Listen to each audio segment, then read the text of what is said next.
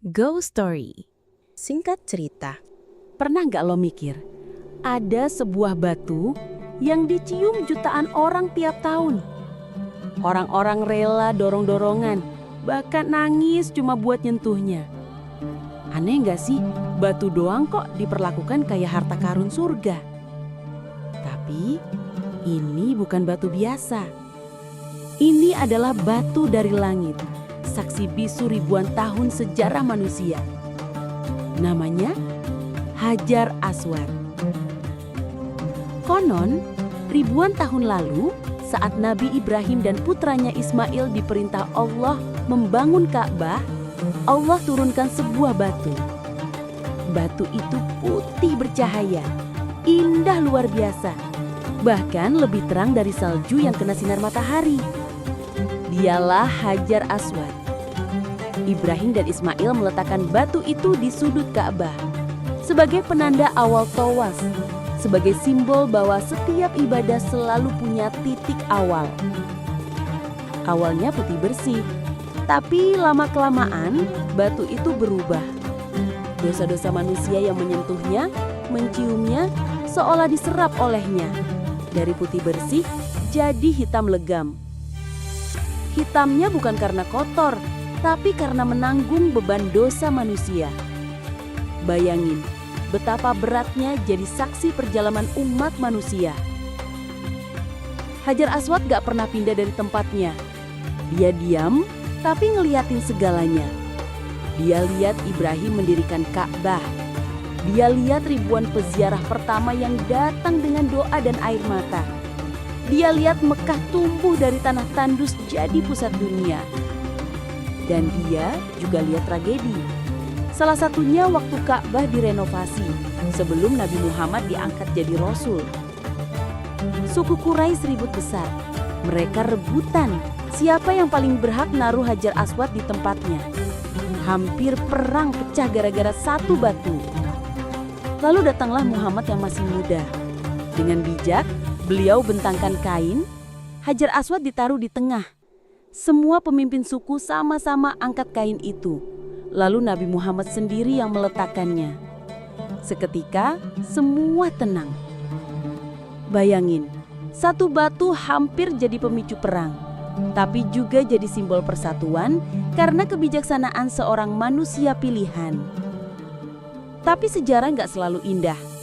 Pada abad ke-10, sekelompok Karamitah menyerbu Mekah. Mereka bunuh jamaah haji, tumpahkan darah di sekeliling Ka'bah. Dan yang paling mengerikan, mereka rampas Hajar Aswad. Batu itu dicabut dari tempatnya, dibawa jauh ke Bahrain. Bayangin, Ka'bah berdiri tanpa Hajar Aswad. Jutaan muslim haji bingung, ibadah terasa kehilangan penanda. 22 tahun lamanya Hajar Aswad jauh dari rumahnya. Dan ketika akhirnya dikembalikan, kondisinya sudah rusak, retak, pecah jadi beberapa bagian. Hari ini kita melihatnya tidak lagi utuh, tapi tersusun dari pecahan-pecahan yang dijaga oleh bingkai perak.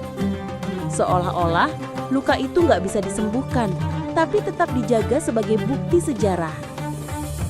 Nabi Muhammad sendiri pernah mencium Hajar Aswad.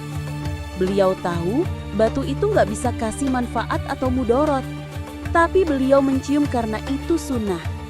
Artinya kita diajarin bahwa bukan batunya yang sakti, tapi simbol ketaatan yang penting. Rasulullah menunjukkan kerendahan hati, bahwa menyentuh Hajar Aswad bukan soal magis, tapi soal mengikuti jejak beliau. Dan sejak saat itu, setiap muslim yang tawaf akan selalu mulai dari titik yang sama, dari batu hitam itu. Bayangin sekarang, jutaan orang setiap tahun berdesakan hanya untuk mendekat. Ada yang kuat nyentuhnya, ada yang cuma bisa melambai dari jauh. Ada yang nangis kejer, ada yang terdiam, ada yang jatuh sujud di depannya. Semua orang sama, kaya, miskin, pejabat, rakyat kecil. Semua ingin satu hal, menyentuh saksi sejarah itu. Dan setiap tetes air mata, setiap doa, setiap air mata, seolah-olah diserap oleh batu hitam itu. Dia nggak bicara, tapi dia tahu, dia mendengar, dia saksi. Hajar Aswad bukan sekedar batu. Dia adalah batu dari surga yang berubah hitam karena dosa manusia. Dia saksi peradaban, saksi perang, saksi damai, saksi air mata. Dia diam, tapi dia nyimpan jutaan cerita. Pertanyaannya sekarang, kalau batu dari surga aja bisa berubah karena dosa manusia, kita gimana?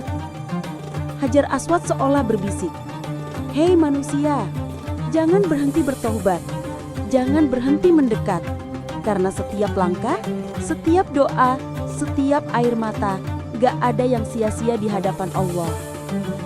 Dan mungkin itu sebabnya jutaan orang rela nangis, rebutan, bahkan jatuh sujud hanya untuk sebuah batu. Karena batu itu bukan batu biasa. Itulah Hajar Aswad. Dukung terus channel ini dengan klik subscribe supaya semangat bikin konten makin membara.